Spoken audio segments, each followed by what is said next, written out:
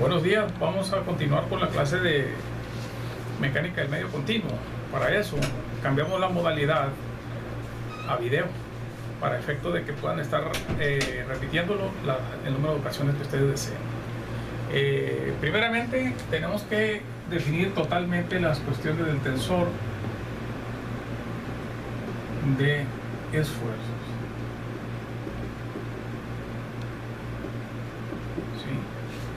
Bien, anteriormente habíamos dado una recopilación de formas para plantear el tensor de esfuerzos. Ahora vamos a hacer de alguna manera la descripción de la nomenclatura que se debe de usar para dichos efectos.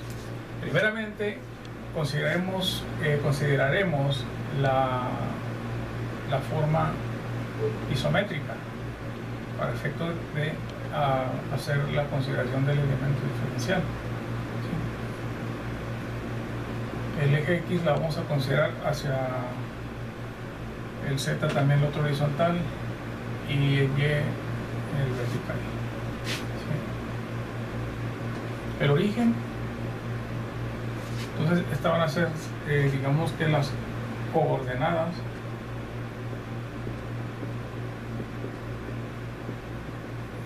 iniciales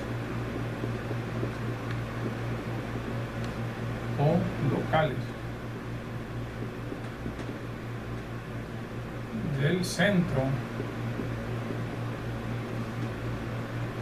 del elemento diferencial.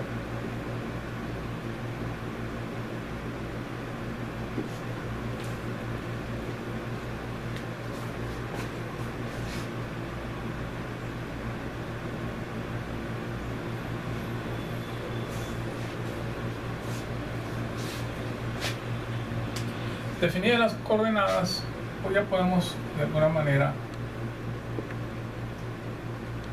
manifestar el resto de las características del elemento diferencial. Este sería el eje X, el eje Z y el eje Y. Y las que se muestran son las caras positivas.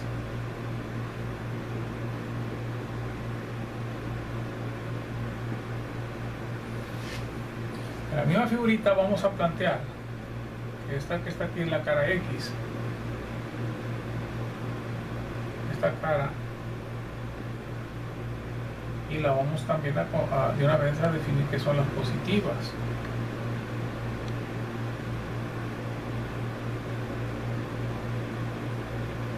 ¿Sí? A decir verdad, como una reafirmación de lo que es la figura,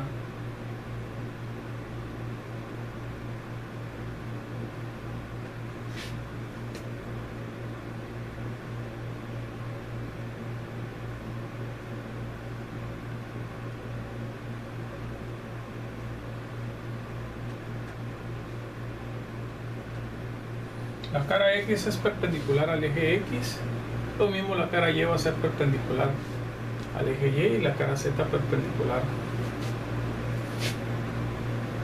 Vamos a poner cara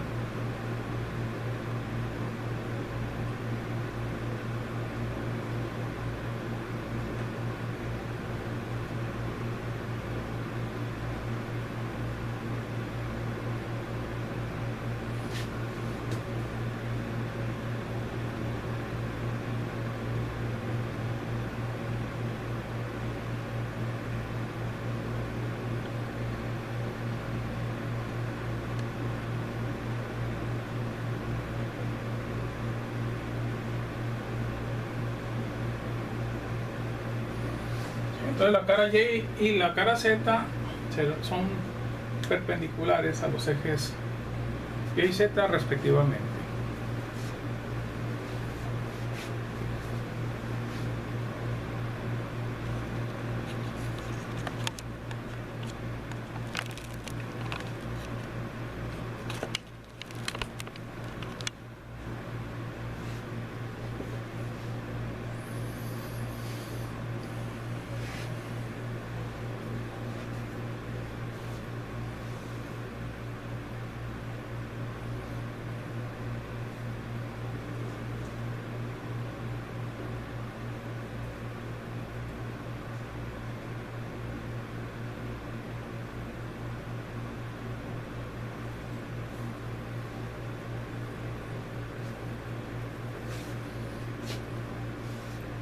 ¿Qué va a pasar con las caras negativas? Voy a permitirme hacer otra figurita para definir el asunto de las caras negativas, que también se vuelven importantes en este tratamiento.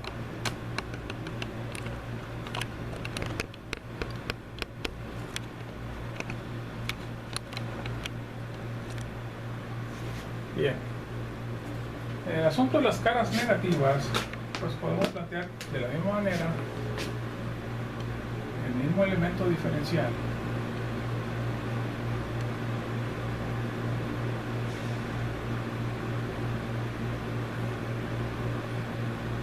Con el eje X, el eje Y y el eje Z. El detalle es que por atrás ahí están las caras que no se ven. Entonces, esta cara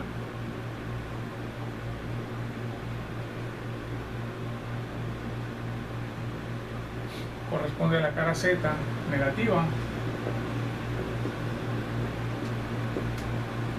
¿Sí? Esta que está aquí abajo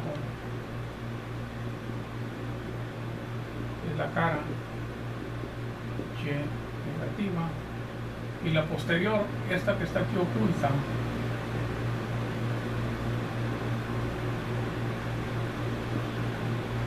es la cara X negativa. ¿Sí? Entonces está contemplado que las caras negativas, de acuerdo al sistema que estamos utilizando de coordenadas, incluso en la misma figura, utilizando de alguna manera los ejes en isométrico, tenemos que las caras negativas son las que no se ven, las que están ocultas por las caras que sí se ven, que son las consideradas positivas. Si nos regresamos un poquito a la figura anterior, pues ya tenemos prácticamente completado, ¿no?, las caras positivas y las caras negativas para efecto de trabajo. Se vuelve importante definir cuál es la cara positiva y cuál es la cara negativa, porque depende el sentido de los esfuerzos cortantes para poder hacer la interpretación correspondiente, ¿no? La interpretación correcta de la dirección y sentido de los esfuerzos cortantes. Bien. Entonces, haciendo ahora sí lo que ya corresponde a la nomenclatura de esfuerzos, voy a hacerlo por separado y posteriormente hacemos una integración, digamos, una integración en un solo elemento diferencial. Primeramente vamos a ver el planteamiento de los esfuerzos normales.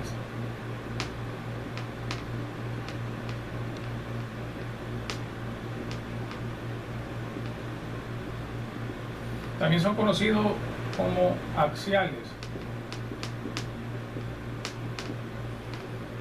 refiriéndonos al mismo sistema coordenado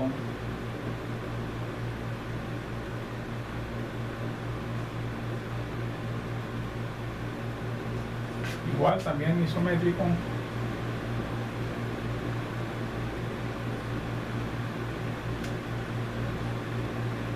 vamos a tener que de la cara X perpendicular a ella se va a manifestar el sigma X, perpendicular a la cara Y se va a manifestar el sigma Y, y perpendicular a la cara Z se va a manifestar el sigma Z, que en términos de dirección son paralelos a los ejes X, Y y Z respectivamente. ¿Sí? Entonces estos son los esfuerzos axiales o normales para nuestra convención y uso.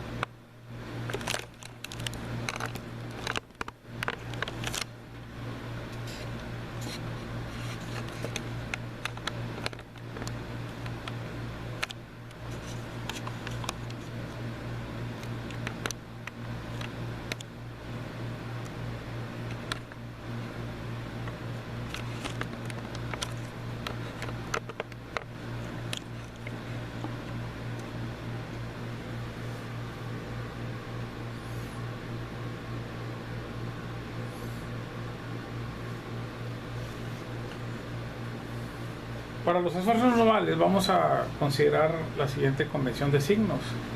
Es una convención pues de alguna manera ya estandarizada. Y podemos decir,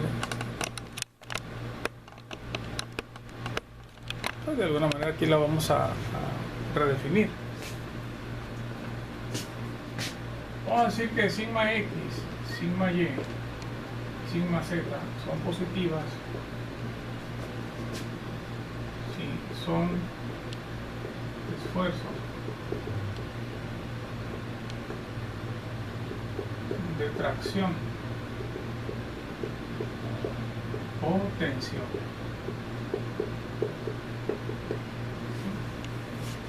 Para acá, para la región de México donde estamos ubicados, tensión y tracción tienen el mismo significado. Vamos a decir que sigma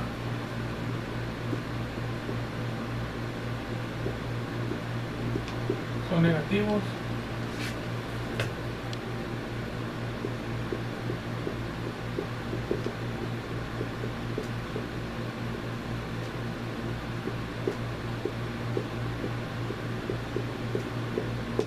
si son esfuerzos compresivos o de compresión.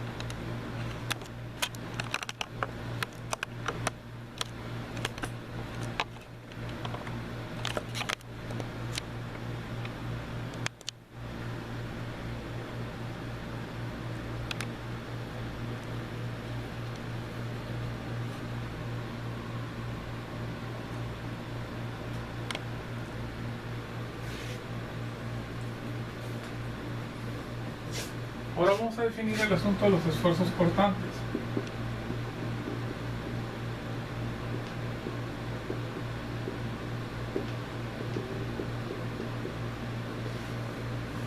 Aquí se torna un tanto más interesante, porque tenemos que colocar dos subíndices.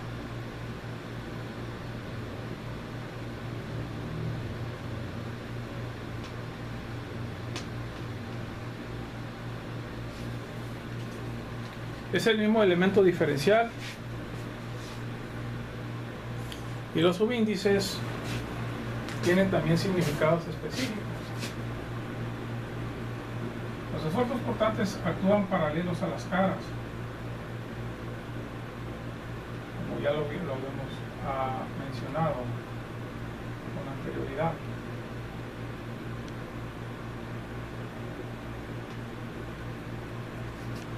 Lo voy a definir de la siguiente manera. Este esfuerzo, que es paralelo al eje Z y se aplica en la cara X, ¿sí?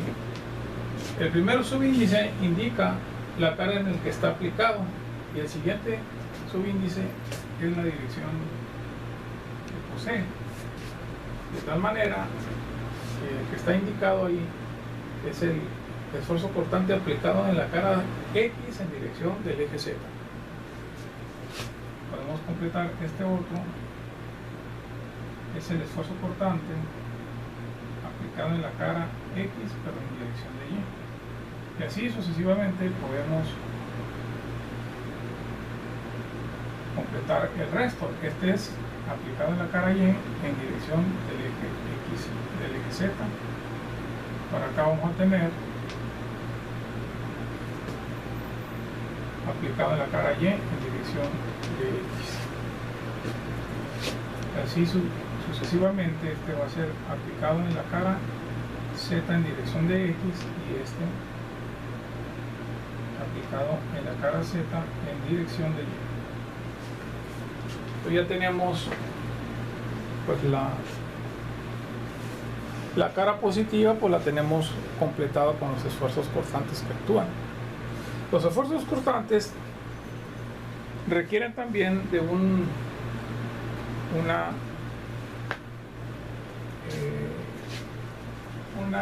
convención de signos. Esa convención de signos es un poco más extensa que la que utilizamos para los esfuerzos axiales o normales. Y aquí la vamos a definir. Bien, para los esfuerzos cortantes, la nomenclatura que vamos a utilizar, pues obviamente empieza por lo que es en sí la variable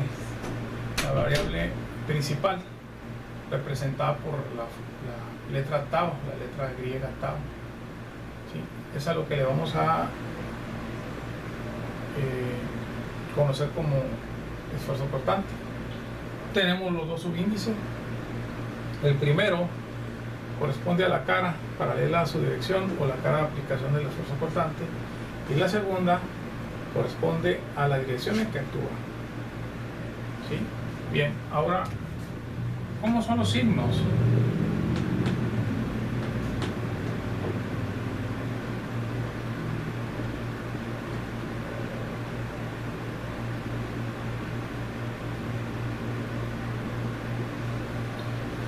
Dice que tau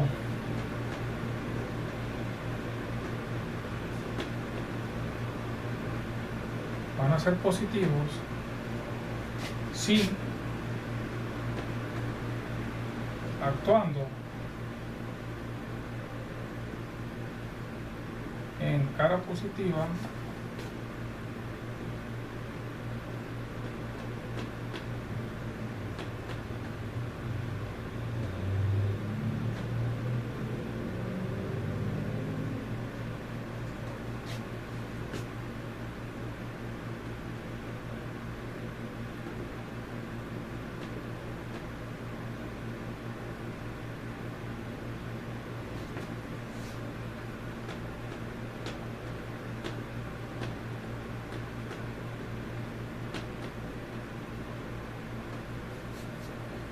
son positivos. Entonces, si actuando en cara positiva tienen el sentido del eje positivo, y si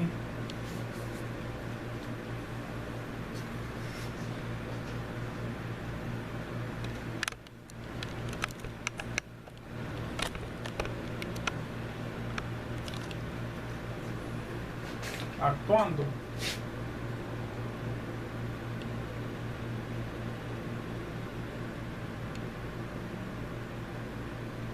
negativa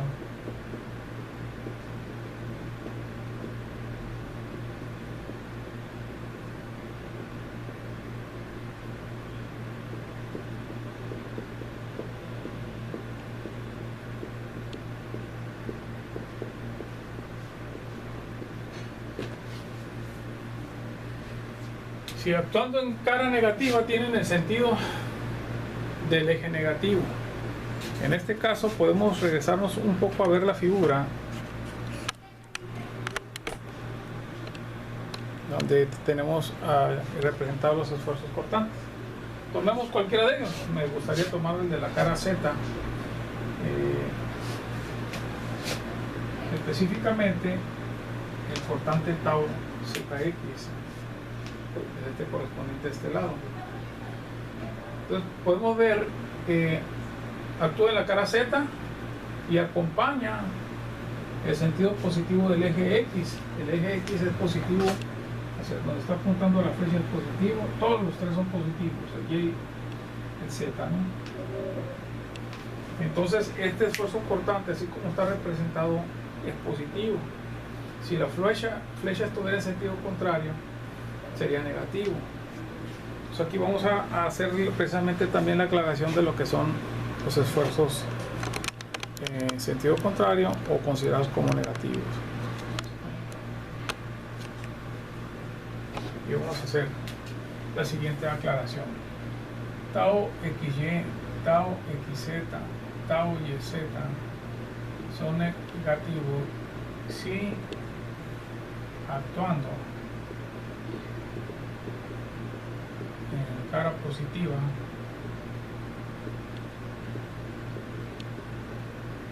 actúan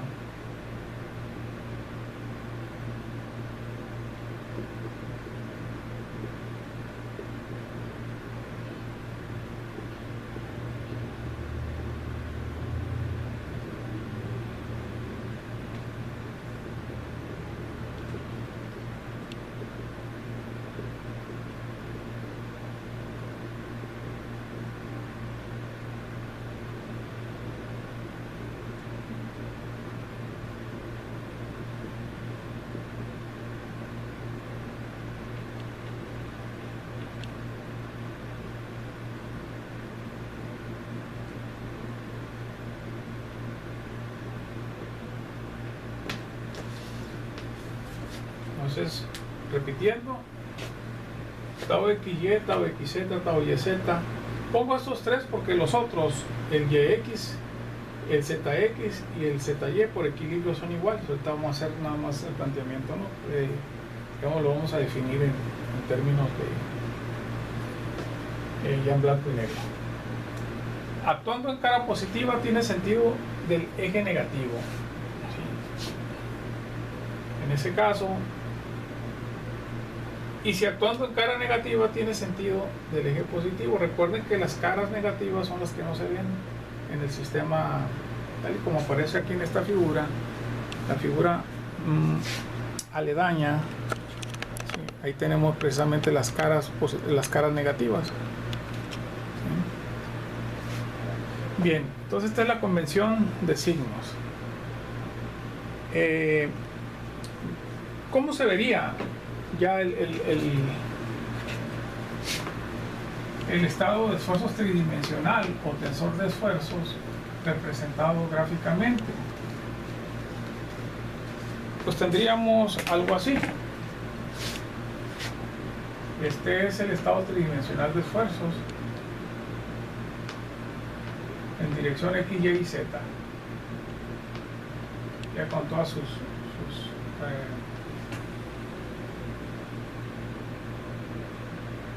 este sería el sigma X. Lo voy a colocar como si todos fueran positivos. El sigma Y, ese es el sigma Z. Aquí los cortantes también los voy a colocar como si todos fueran positivos.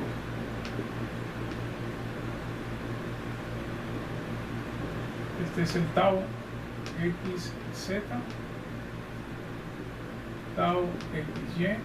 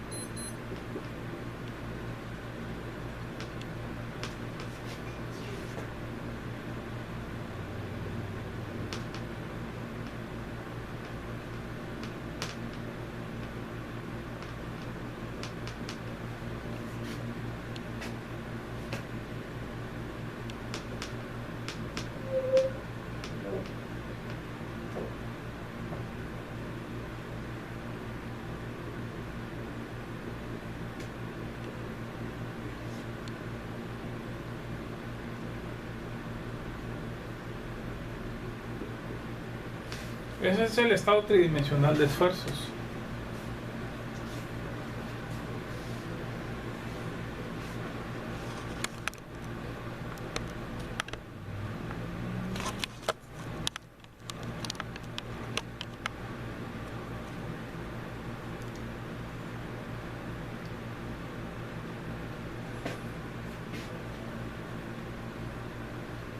Bien, entonces ya tenemos el estado tridimensional de esfuerzos y vamos a ver la representación en forma matricial de ese estado tridimensional de esfuerzos. Para concluir con la nomenclatura estandarizada.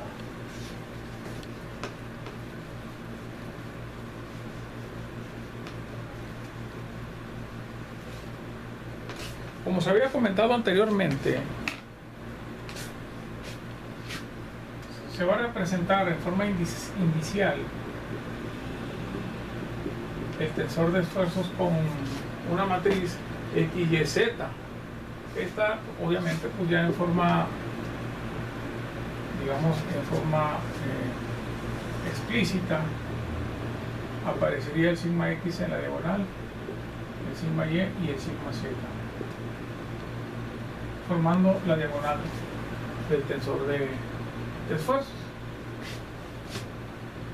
En esta posición aparece el esfuerzo portante aplicado en la cara Y en dirección de X, y en este el esfuerzo portante aplicado en la cara Z en dirección de X.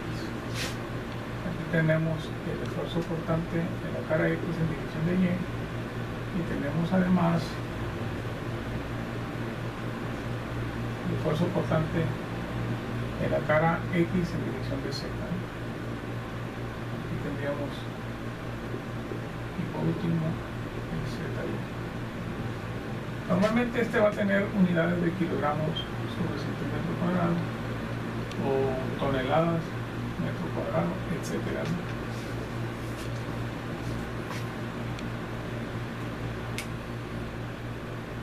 Bien, con esto pues tenemos de alguna manera definido lo que son ya las formas, cómo se trabaja en nomenclatura el tensor de esfuerzos. Obviamente, pues como ya habíamos platicado, este tensor de esfuerzos proviene pues del interior de un cuerpo deformable, como ya lo habíamos estado platicando. ¿Sí? Esto nada más corresponde a un solo punto, digamos que, pero es un punto importante dentro del cuerpo deformable que nos puede presentar los efectos máximos de las fuerzas externas. Por eso es importante poderlo distinguir y manejarlo con solvencia, sobre todo la cuestión de los signos y de las direcciones. ¿Sí? Bueno, bien, pues les agradezco el día de hoy su atención. Quedamos pendientes para el día de mañana para continuar con la deducción de todas las fórmulas correspondientes al análisis de esfuerzos. Muchas gracias.